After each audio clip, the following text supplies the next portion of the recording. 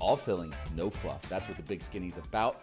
You're probably going, where in the heck does this name come from? What does it mean? Well, let me tell you, especially if you are familiar with Urban Dictionary, it calls the Big Skinny insider information, and we are not that. I do not want to end up in an orange jumpsuit and in jail for providing material, non-public information. But what we are is your source of essential truths when it comes to the markets. Because I'll tell you something, especially on days like today, when the market is crashing, cratering, selling off, and headlines are popping up everywhere, there's $5 trillion in wealth that's been lost.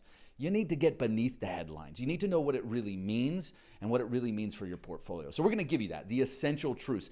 And we do that in a very straightforward, consistent format. If you've been reading our newsletter, I do it in one headline that you should ignore or think twice about, one chart that is going to reveal the data that provides the key insight, and then we end with the insight. What does it mean for my investments? So we cover that in the top of the show every time with 2 to 3 topics that are quintessential and essential for you to understand in this given week in the trading market.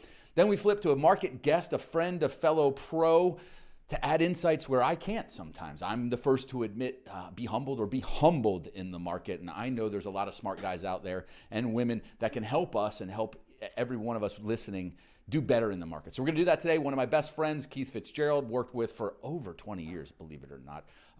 And then we wrap up usually with a new tech trend or company that you should be taking a look at. A lot of times it's a micro cap technology, small cap technology, but given today's sell-off and this week's sell-off, I'm going to spend some extra time holding some hands, not kissing the babies, but just showing you what matters. Let's address why before we start looking to buy, why we should be comfortable buying in this market.